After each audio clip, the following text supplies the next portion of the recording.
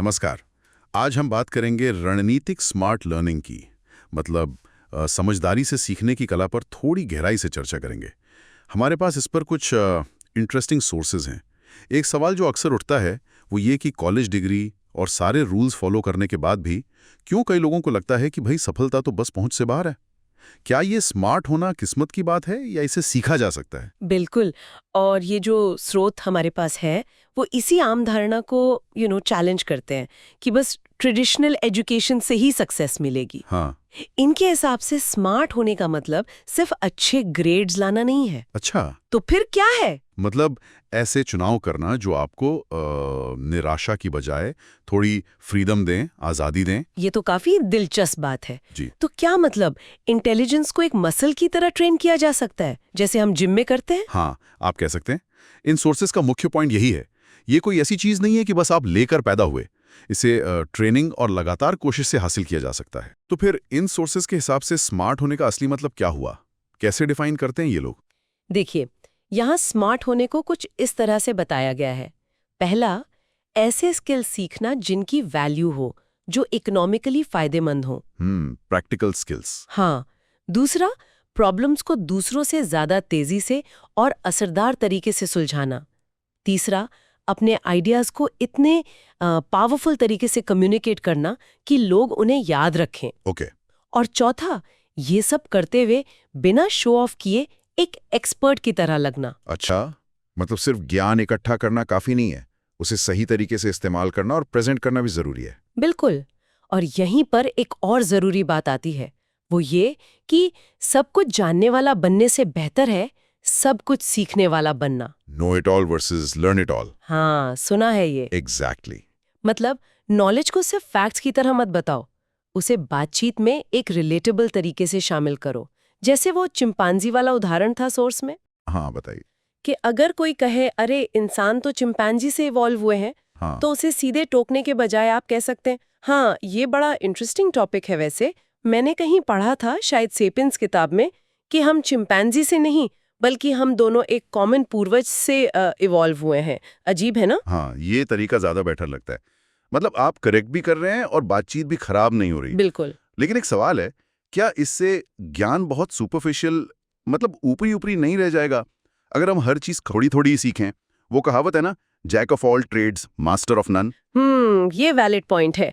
लेकिन यहाँ फोकस हर चीज सीखने पर नहीं है, बल्कि सीखते रहने की आदत, वो माइंडसेट बनाने पर है। और जो सीखा है उसे प्रभावी ढंग से शेयर करने पर, ताकि वो और पक्का हो। स्मार्ट लर्निंग का मतलब रैंडमली कुछ भी सीखना नहीं है। ठीक है, तो प्रैक्टिकली इसे करें कैसे? क्या सोर्सेज में कोई सीधा साधा फ्रेमवर्क दिया है? हाँ, एक बहुत ही सरल 3 स्टेप फ्रेमवर्क सुझाया गया है। पहला कदम, एक विषय चुनें। ऐसा विषय जो आपके लिए वैल्यूएबल हो, जैसे? जैसे फाइनेंशियल नॉलेज, बेहतर कम्युनिकेशन या कोई डिजिटल स्किल।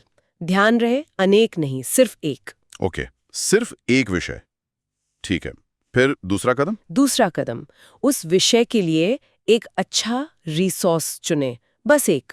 वो कोई किताब हो सकती है, कोई पॉडकास्ट सीरीज या यूट्यूब पर कोई अच्छा समरी चैनल।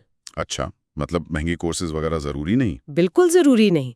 कई फ्री या कम कीमत वाले अच्छे विकल्प मौजूद हैं, बस रिसोर्स अच्छा होना चाहिए। ठीक है, एक विषय, एक रिसोर्स, और तीसरा? तीसरा और शायद सबसे क्रिटिकल स्टेप, जो सीखा है उसे किसी और को समझाएं, आसान शब्दों में। किसी और को मतलब किसी दोस्त को या? किसी को भी, चाहे तो अपनी बिल्ली को ही समझा दें। पॉइंट ये है कि सिखाने की कोशिश करने से आपकी अपनी समझ गहरी होती है, चीजें दिमाग में बैठ जाती है। हाँ, ये बात तो है। सुनने में तो सिंपल लगता है, एक टॉपिक, एक सोर्स और फिर सिखाना। लेकिन होता क्या है अक्सर कि हम शुरू तो बड़े जोश में करते हैं और फिर जिंदगी की भागदौड़। बिल्कुल, सोर्सेज भी यही कहते हैं। डेडलाइंस, फोन के नोटिफिकेशंस, फैमिली फंक्शंस, ये सब सीखने की स्पीड को कम कर देते हैं। हाँ। और इसका हल जो है वो बड़े मोटिवेशनल बूस्ट में नहीं है, वो है माइक्रो लर्निंग में। माइक्रो लर्निंग मतलब छोटे छोटे हिस्सों में सीखना। एग्जैक्टली। रोज बस 15 मिनट फोकस के साथ। पर क्या रोज सिर्फ 15 मिनट से सच में कुछ होता है? कहीं ये बस खुद को दिलासा देना तो नहीं? लगता है ऐसा, लेकिन सोर्सेज कहते हैं कि असली पावर कंसिस्टेंसी में है। रोजाना के वो 15 मिनट भी अगर लगातार किए जाएं तो वो कभी-कभी किए गए घंटों के मोटिवेशनल बर्स्ट से ज्यादा असरदार होते हैं। ये छोटे छोटे कदम ही तो मोमेंटम बनाते हैं। इसे अपनी डेली रूटीन से जोड़ सकते हैं, जैसे आते जाते कुछ सुन लिया, लंच ब्रेक में पढ़ लिया, या सुबह की चाय के साथ एक छोटा सा एजुकेशनल वीडियो देख लिया। हाँ, जैसे वो पुणे वाले लड़के का उदाहरण था, ऋषि, 24 साल का। बिल्कुल, ऋषि का उदाहरण एकदम परफेक्ट है।